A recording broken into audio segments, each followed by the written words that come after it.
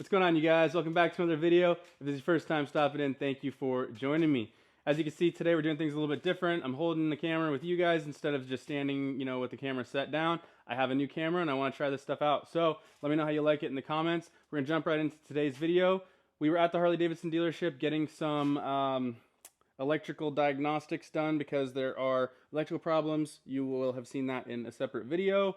But today we are talking about what the dealership got me on while I was waiting, and that is the rear tip-over protection. So this matches the flat-out bar. A lot of people can't get their hands on this right now. It's been backwards since like March. People are being told August. I walked right in. They had a set. I said, I'll take it. And we're also draining the oil right now and just doing an oil change. I'm not going to film that. I already have a video on that. Also picked up a 5-amp trickle charger. And yeah, so we're going to jump right into checking out these tip-over protection, installing it, everything like that. And then I will give you my final thoughts on how the install went. Was it easy? Is it worth it? I'm going to tell you right now it's worth it because my bike has actually already fallen over once. I have not mentioned that to you guys because it's embarrassing, but I parked it in a bad spot. Wind up on a bluff on San Juan Island, fell right over. So I came back up from being down at the beach walking, and my bike was on its side. So I know this is what happened because when I picked it back up, it wanted to fall right back over again. Bad park job, that's on me. But this tip-over protection would have saved a little bit of saddlebag scratching. So, that was a long intro. Let's jump right in.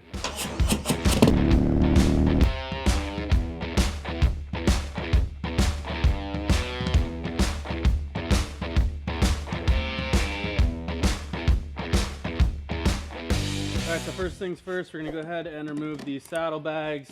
You know this stuff's going to have to get set aside to be able to access everything to make this work.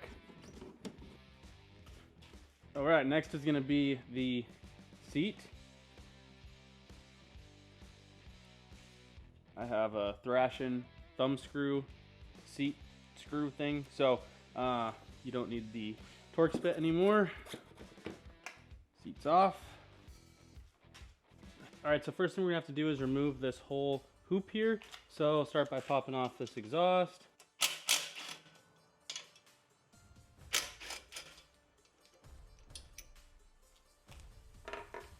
We will be transferring the bracket and this rubber grommet over to the new one. Okay, so next thing we're going to want to do is remove the 14s. There's one here. It's backed by a 14 nut on the backside. These ones are Torx bits. We'll get to that next.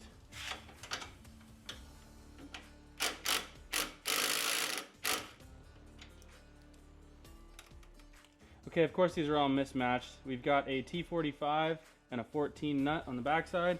Over here we have a T40 and a 1/2 inch. So it's a cluster.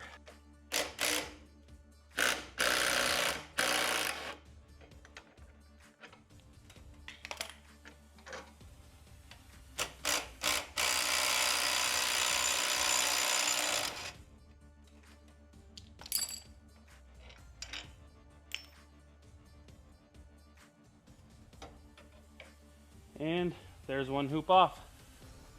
Okay, so all I've done off camera was install this little bolt, and you leave it loose, and it's got a lock washer or lock nut on the other side. I'm gonna leave that loose so you have that adjustability there. I'm gonna slip that on there. There we go.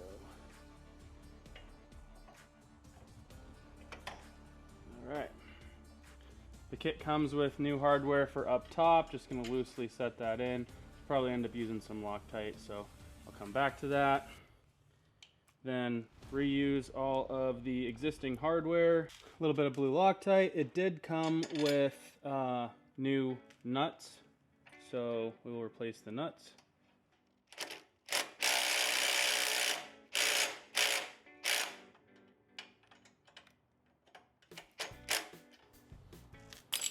Okay, I left it a little bit loose for some adjustability there. Go back up now and hit this top one. Throw a little Loctite on that. So that's looking like a T40 or 45. 45.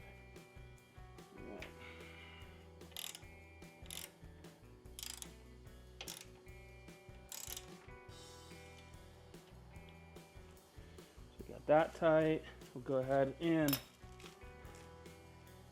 tighten up this bottom one all the way now.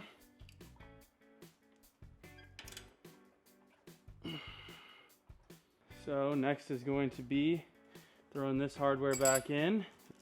Once again, this stuff did come with new hardware, so we will use it.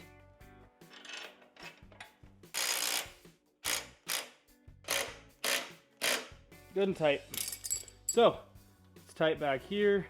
Now we can go ahead and tighten up the bolt that they gave us and nut for attaching the hoop to the crash bar here.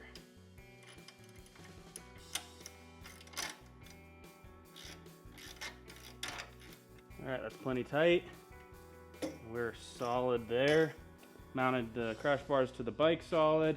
Now we just need to reattach these exhaust mounts.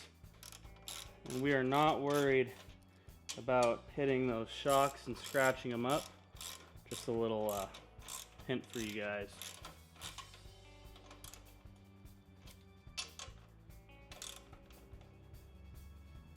Good and tight. We should be ready to throw the pucks on here. That is very simple. They already give us Loctite on the hardware for that. So all we should have to do is slip it through the pucks, orient the pucks straight, and we're good. These are a T45 again. Easy money. All right, you guys, so I just have the seat set on there, but with the bag on, that looks really, really good. I like it. And honestly, a little bit of added weight and whatnot, it's no big deal. You know, stuff happens. I never would have admitted that, you know, I would be somebody to drop a bike or have one fall over. Like, it's not even the realm of possibility. You've been riding for 10 years. It's not gonna happen to me. But think about how many times you've put your foot out and the surface is, you know, gravelly or something, and your foot slips out and you almost lay it over. There's gonna be a time where that almost actually does result in it falling over. And so I highly recommend this modification. I think they look really good. They look aggressive. They kind of busy the bike up, so if you like a clean and simple look, this might not be for you. But then just know you're gonna be replacing some parts if you ever lay your bike down. So, you know. Also, I think it's really cool, Harley Davidson, when they designed these, well, they're calling it the ST seats, but the switchback seat, they did include a cutout here, a notch, so that you can run these without making the seat squish up all weird. That's not something that you're seeing yet from Saddlemen and LaPera, as far as I know. I've seen them on the bikes and they look kind of like smushed up, so keep that in mind. All right, you guys, so on this side, I'm gonna go ahead and get you really close in here, make sure that you see exactly what I'm doing, and that way it's a little bit more comprehensive. So this is a 14 on the front and back side here.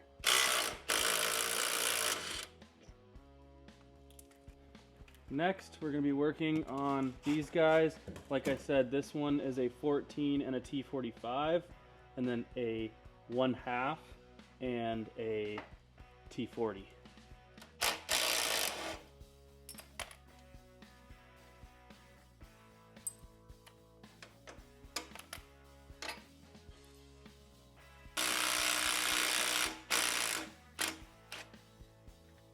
All right, and that is it. Just like that, we have the stock bar out. Go over to the workbench here and take a look at what we've got. So we have our tip over protection here with the bar that slips in here. So the bar is just going to slip in like so. And then right in that hole, we use this little bolt.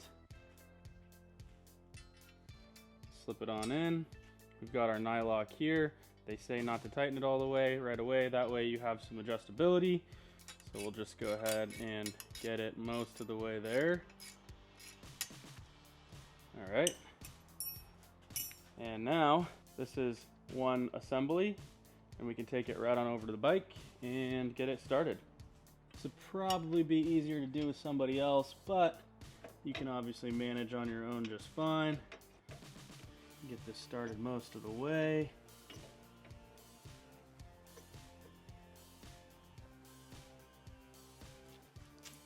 And we'll run this one in most of the way. And then we'll go ahead and run these bolts in as well. Easy enough. So we'll go ahead and tighten up the top first.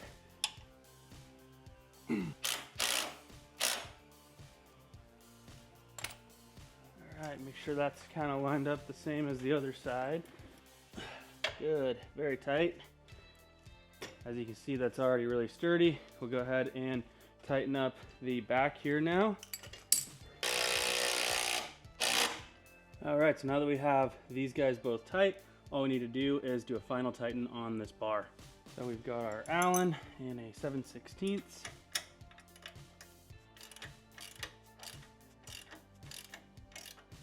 It's got a nylock, so you don't need to worry about Loctite. Good and tight. That's all there is to it.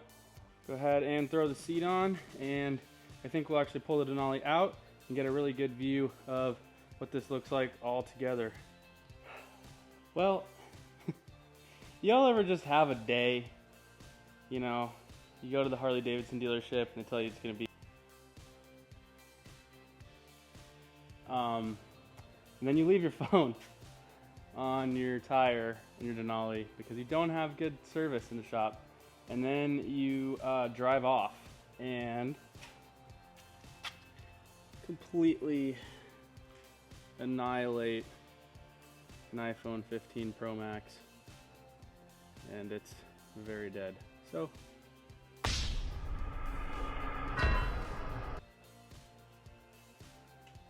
all good. Still a good day. I got new parts delivered. You know, you win some, you lose some. It's my first time ever breaking a phone like that. Stupid. Alright, you guys, as you can see, we have the tip over bars on in the rear. It took maybe half an hour. Really nice, easy install. Good, clean end result. I think they look really, really aggressive.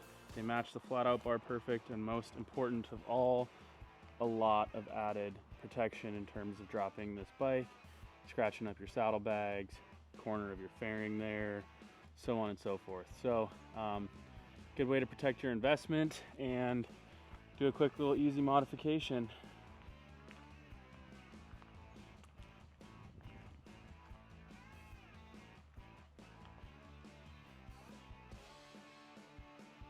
As you can see, they don't stick out too far, just enough to do the job.